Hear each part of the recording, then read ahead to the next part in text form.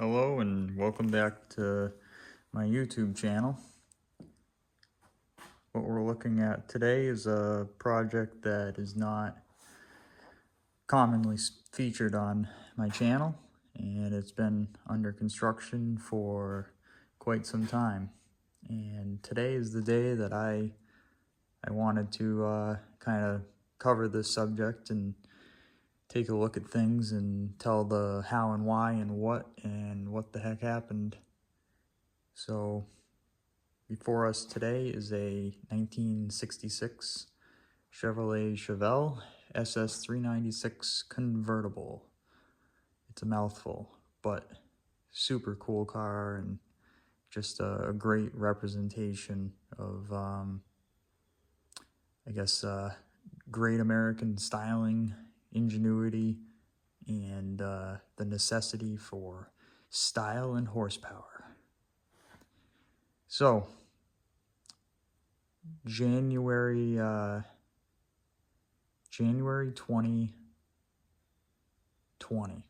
this car rolled into this garage. When I say rolled, that's exactly what I mean.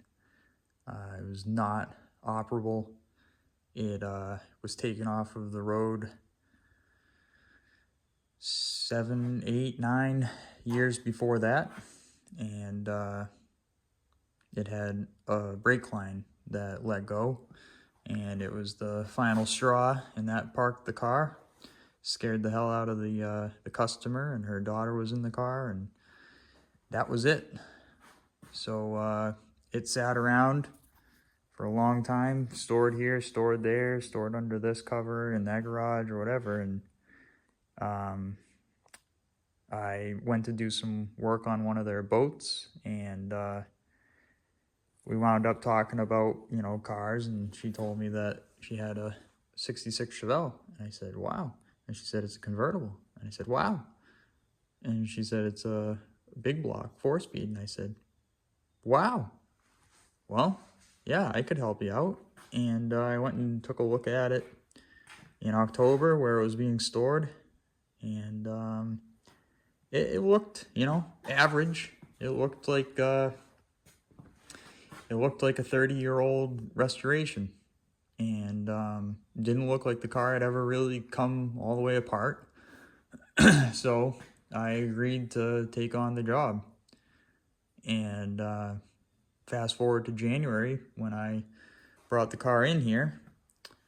I took it apart and quickly had the holy crap moment of wow, we're really in for it on this one. The chassis itself was cracked in 8 or 9 places. It had, more than a quarter of the frame was patches. The brake line failure actually happened right here because this had punched through the frame and the body had rubbed its way through the brake line. These areas in here were rotted out. The rivets were gone. There was cracks and holes. I mean, the chassis was junk. So that was the first of the big issues. Finding a early, convertible Chevelle chassis. So that's where the story begins. Sourcing a good, correct replacement chassis, an original chassis for this car. And I hadn't even gotten to really assessing the body. I just knew we can't do this unless I have a frame to build off of, because the frame wasn't worth doing the repairs, because it would never be right. It would always be a repaired, subpar, possibly crooked frame. So fast forward a bit more, a chassis was located in Texas and perfect condition. It was blasted and powder coated and sent here, and this is that chassis. So that's where the story began, and that's what made the rest of it, I guess, worth doing and possible. Now we'll move on to the body. So this is the last time that the body will be off of the chassis. It was on here yesterday. Everything, all the work that was needed to be done while it was bolted to the chassis was done. Now it's back off the chassis to have, the underside kind of finalized, areas ground down, and welds that, burnt the paint painted and seam sealed. And let's dig into this story. So upon taking the car off of the chassis, I soon realized that it was solid. The whole body was solid, but every joining seam in the lower half of the body was just paper thin, riddled with rust, and tons of repairs. So there was nothing solid to go to. It was kind of like every layer you peel back, the adjoining layer was weak. So there was really no other option to save this car than to do an unbelievably big splice. So this can best be explained by showing. So the original firewall ends here. New toe board starts there. These firewall frame mounts, they are original to the car. The bottom portion has been completely, remade from scratch. These aren't available. They might be, a week after I'm done this car, they're probably going to be available. Move into, rockers, inner rockers. There's inner rocker channels and convertibles. There's the outer rocker panel. There's your floor braces, your floor pan, your trunk pan. It's all one assembly. So when you come back all the way to the taillight panel, that's where it joins. And originally,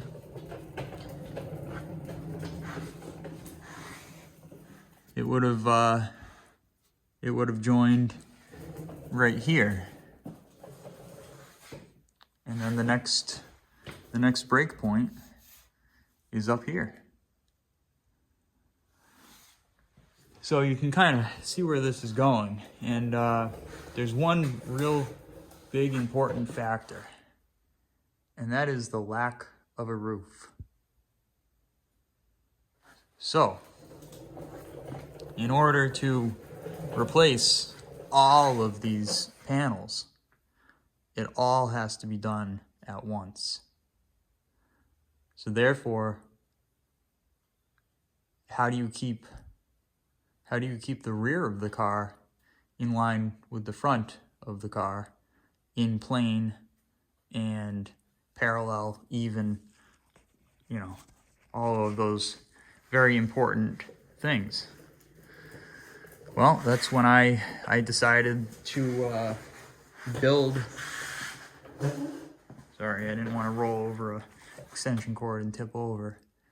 I decided to build a jig, and that jig represented the blueprint of the chassis.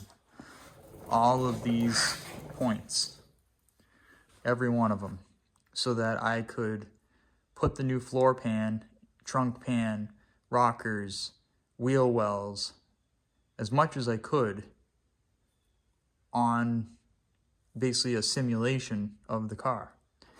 And inside of the car, I basically built a roll cage so that I could pick it up from the top. It's no longer in there because we're past that point. But I basically turned the car into a basket, welding all of the points to each other and checking all of the points of the body to, body dimensions from Fisher.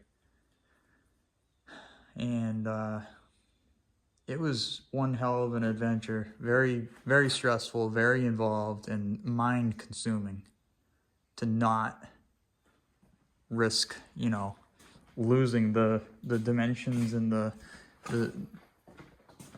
shape of the car. So we're talking about splicing. I now ran into the issue of convertible versus hardtop.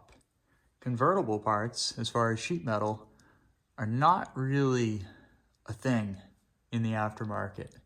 There's not as many of these cars compared to the hardtops, and there's a lot of parts that just are not the same. So as far as repairing the wheel wells, they had to be spliced with hardtop wheel wells. You can see in here is the area that it's spliced. And no, it's not perfect because the hardtop wheel wells are not the same as the convertible.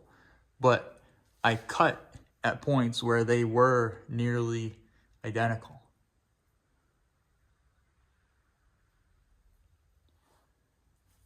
So, trunk drop-offs, these don't fit very well at all. When you pull them out of the package, you're like, okay, well, that's not gonna ever go in there, but they do. A lot of massaging, a lot of hammering. This actually ended short. Maybe I'm getting off track here. Let me get back to the point where I was. So you can see, that's a new quarter. Well, they don't make convertible quarters. This quarter panel is actually spliced at this body line. Right there. Butt welded, not lap welded. And look over the top here. It cuts across the panel over here. New deck lid. Repairs up there. I should probably just lower the car, but everywhere that rust could be, it was.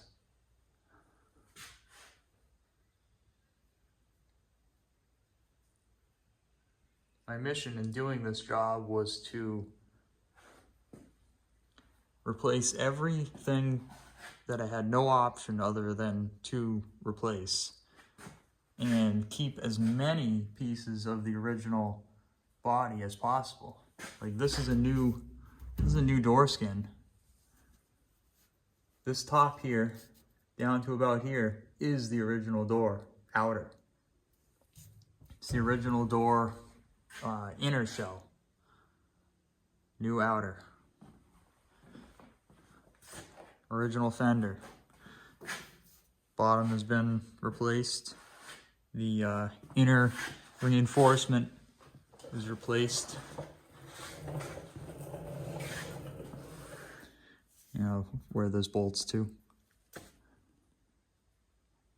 I'm beginning to realize making this video that it's just too much to cover.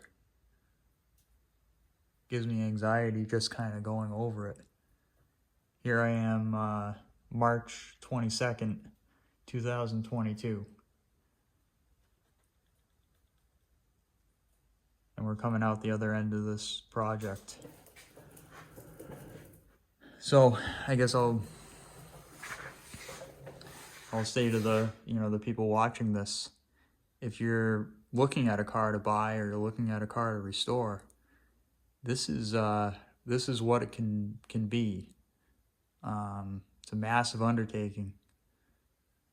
But I saved this car. Is it the original car? Absolutely. You know, some people would say, well, that's a different chassis. And all of, you know, the metal's been replaced. Well, yeah, but it's the original car. There's the tag. The VIN is on the door, the A-pillar. I just did every repair that this car needed all at once. You know, how many cars out there don't have a couple patches or a full floor pan? I mean, these cars are getting to be 60 years old. And even if you splice 2 cars together or 3 cars together, you've saved 1 car or 2 cars or 3 cars, as long as something's going down the road that otherwise would have been, you know, thrown away or left in the bushes. You're doing the right thing. Same thing on this panel here. Lower was replaced, and you know, I'm not perfect, but I get it pretty good.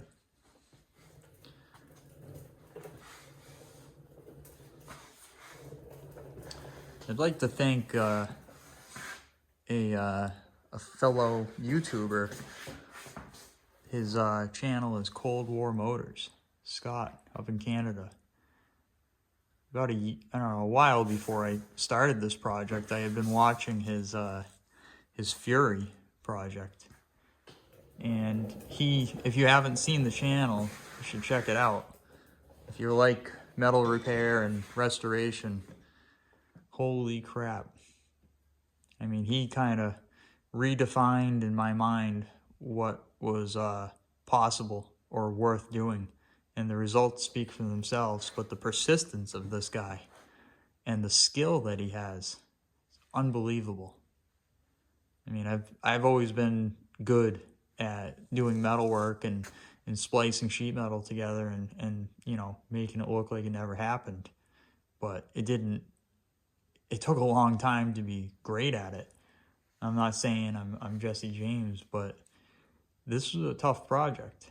And I pulled it off, and I'm quite proud of the work that's been done. And it's just persistence. It's one small step at a time to collectively accomplish a huge amount of work. It doesn't happen quickly. There's hundreds of hours into doing all this work. Some of it fights you. Like, I mean, getting this thing to pull together and really fit the way that it's supposed to and get body lines that are great, it just didn't happen overnight. It was a lot of measuring, a lot of checking, a lot of persuading. And while I'm under here, I want to point out something. When I put the floor pan in, I mean, like, that's a subject that I need to touch on, because you can't just, it's like whatever you're trying to do, or like, oh, I just want to replace that, or I want to put the floor pan in. Well, there's a sequence to all of it. You know, the inner rockers weld to the braces. The inner rocker welds to the floor pan. The support, you can see just a bit of it right there. It's like a Z, more like a C, I guess. I had to make those. I used like 60% of the original piece that's inside of there, but I had to make the rest. And some people would say, oh, you don't need that. Well, I'm glad that I did it, because this car is on the lift, just sitting on the rockers. There's no supports inside the car. And you can open and close the doors and they don't hitch at all. It doesn't move. This car is very strong. But I did not, I didn't move it from the jig until it was fully welded together. I didn't take the bracing out of the car until it was fully welded together to keep the exact shape. You know, it's impossible to emulate how Fisher put this car together because we can't make the machines that they had to do this. And you can't exert the force that they had with those machines and jigs to put these together and how they welded them and the whole process. I mean, it's amazing to me that this car was designed on paper, you know, 100 desks in a room, and a bunch of dudes all just figuring out how to make all these panels go together and result in a strong body on a strong frame. And they did a hell of a job.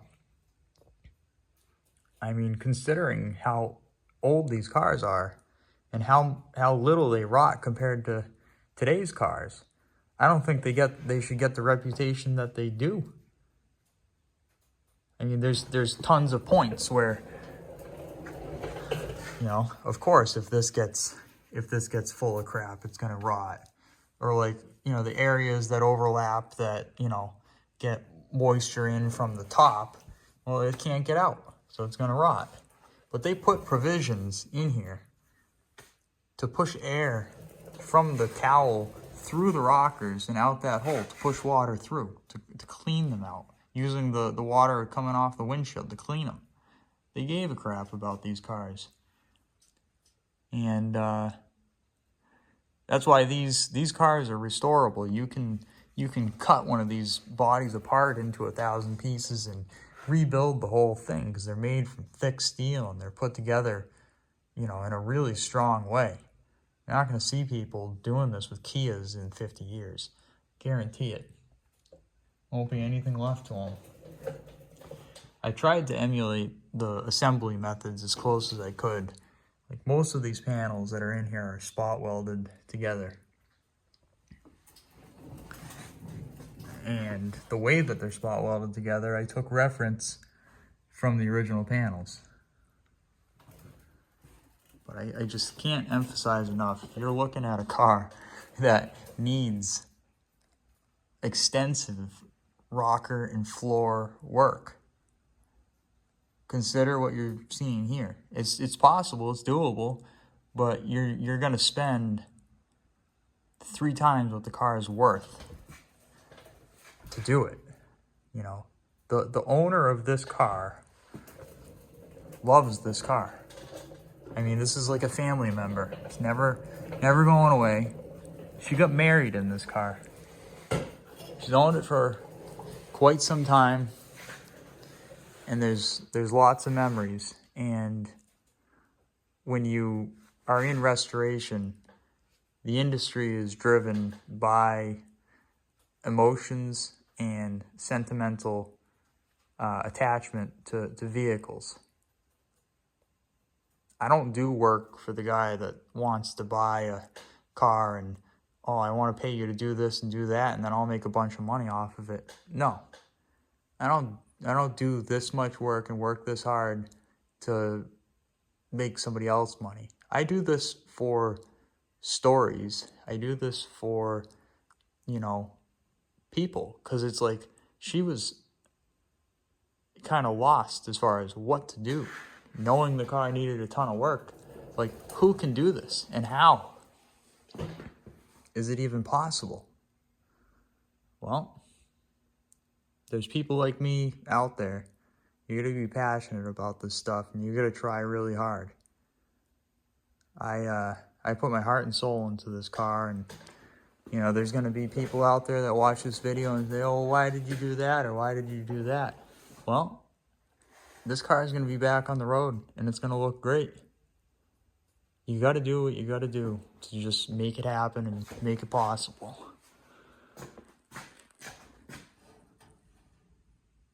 This is a brand new car. There is no rust in this car. There is no bare metal inside of any panel. When this car was sandblasted down, it was a bare skeleton.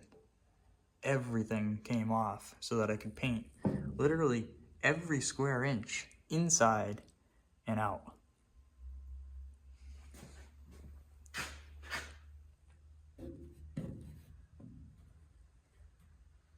The only spots that weren't touched, I guess, were, you can see right there. That's where the jig anchored, right there. So yeah, I couldn't get there yet, but you know, there's a little seam sealer that I couldn't get to. There's the original primer. See this panel here, just under that hole, that is a splice line. Just above those welds on the pan. Maybe an inch down from that. And it comes out the other side, right there. Then it joins, you know, look at how many layers are in here. 1, 2, 3. Here's the original cowl panel. You know, there's a repair in there. This is deep, man. Oh, here we go. Yeah, here's another. We got underneath the battery tray. And I even dimple dyed them the way that the factory did it. There's this corner here. Well, you can buy these. You can, but they don't look right. And every panel that you buy fixing one of these cars, you're throwing away an original that could be fixed. I bought a new radiator support. This isn't a new radiator support. This is original to the car. There's the splice. And then it's from here down. So the splice kind of goes across here, up there, over there. There's actually a couple pinholes that I need to finish welding.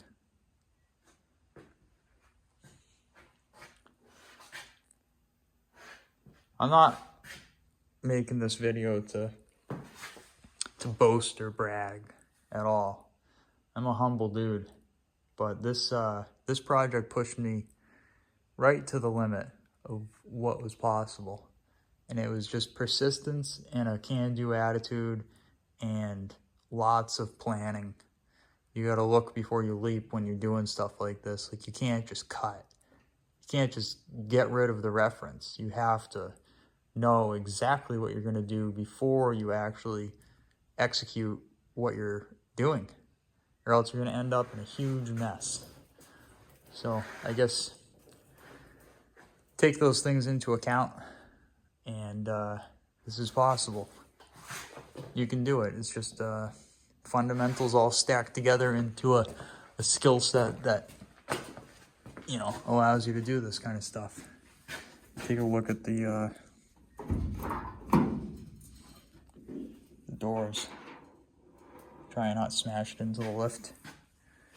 Even the corners of these doors, you can see in some of my other videos, I think I repaired from like here all the way over this on the inner, and then the front side of those doors. I mean, it just kept going and going and going.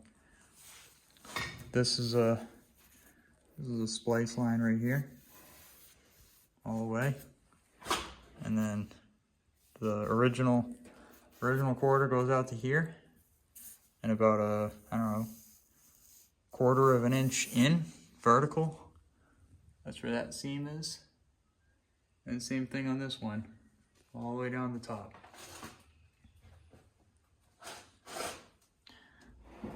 Like I said, this is sitting on a lift, no roof, no supports in there. Look at how strong these bodies are.